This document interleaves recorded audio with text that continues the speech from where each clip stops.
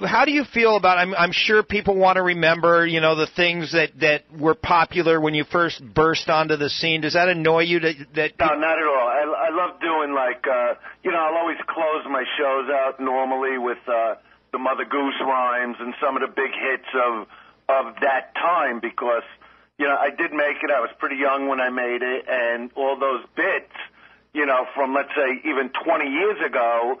You got a whole new generation, a whole new audience. So, yeah, there's a ton of new material. I never sit back and rest on my laurels and not have new material. But, yeah, I love mixing it in with, Dice 1990. You know what I mean? Because, those bits never get old. The older fans love it, and the new fans are hearing it for the first time. And of course, at the end when I do the, Little Miss Muffet, the place goes nuts, and then they do the poems with me. Right. Little boy blue, he needed the money. Oh, I do it all for him. That's why, like when I say, I don't kid around. When I say I'm the greatest comic in the world, the biggest comic, has a lot more to do with also sustaining all these years, even with the kind of stuff I've gone through. Has to do with still getting on stage and having the same feeling I had when I was a new comic, that excitement to perform for crowds, and, that's what makes you the greatest. You know what I mean? Right. Plus having the material and the drive to still want to excite them the way I know I can. Andrew Dice Clay is with us on the phone here on the Poorman Show. He's playing the Ontario Improv Friday and Saturday night. Are tickets still available? I'm assuming you're going to sell out. I don't even know. Well, I really don't know. I mean, I'm sure people could get some tickets, but yeah, I don't sell them, so I don't know what they got. Right. It's going to be packed there. There's no doubt about it. It's going to be crazy. I'll have a new Dice T-shirt, some new stuff that was said. I never even. For a long time, wouldn't even do any kind of merchandise, but, it's gotten to the level already. I don't know, fans are hearing with this entourage stuff, so, it's time to, they like to walk away from a show with something, so I did make up some T-shirts to sell, whatever, because people love, when you go to a big concert, they love walking away with a piece of it, and that's how they get a piece of it.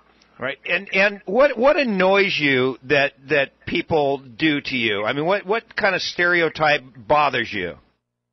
As far as what? I don't follow. As far as you're controversial. I mean, are there things that people do that really anger you?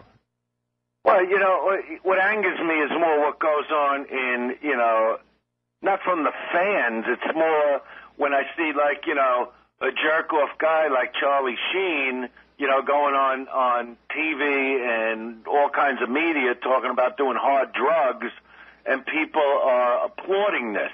I got in a lot of trouble just for telling the kind of jokes I tell, and he was a guy, doing interviews talking about whatever hard drugs, cocaine, whatever it is, and then, putting tickets on sale to do shows.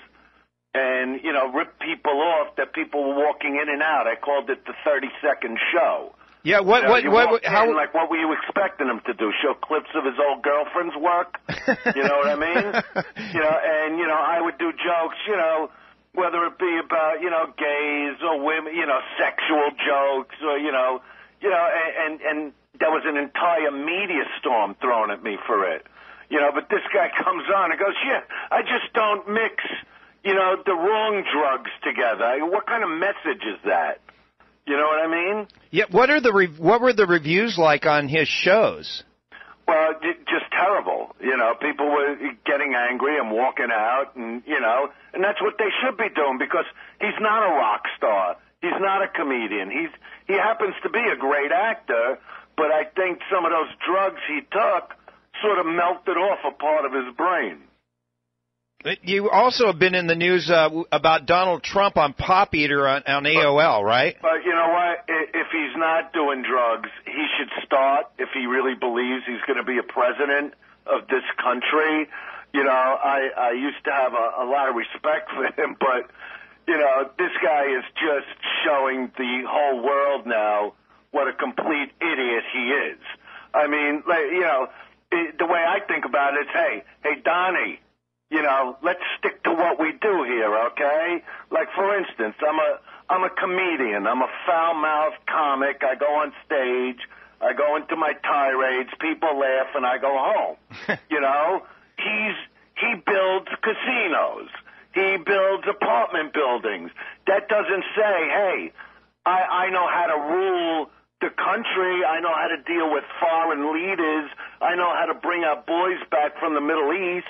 I know how to, bring the economy to where the economy needs to go. I mean, he shouldn't, I could just read through somebody, and it's not the first time he's played this presidential candidate bull.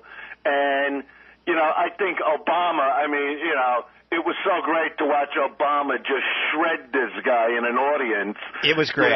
When he was demanding, show me this, show me that, believe me, Obama wanted to show him what's in his pants and bang him over the head with it. You know what I mean? That's what he should have done. But as a president, he shredded him the proper way.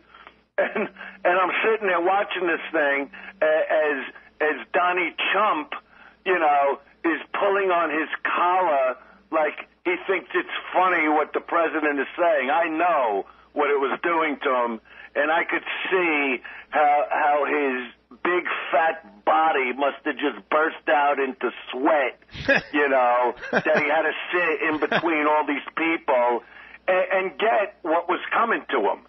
You know what I mean? I think he's just going out there so he's getting more ratings for his stupid game show than anything else, He's a freaking game show host, He's not a president, And another thing, the next time he decides to have a roast, don't put the intrepidation on there, the whatever his name is from Jersey Shore, the Situation, and make sure you mean he's Snooki? the comic. I'm the comic. Right. You see what I mean? That's what I do. Now, if Donnie was bringing him on that show to maybe get an ab workout, because he could sure use one. Donnie Trump always was like tall and lean, and he married a beautiful woman, and he was in every magazine or a lot of different newspapers talking about how they were having sex 5 times a day. And I'm thinking, you're having sex 5 times a day and putting on that kind of weight?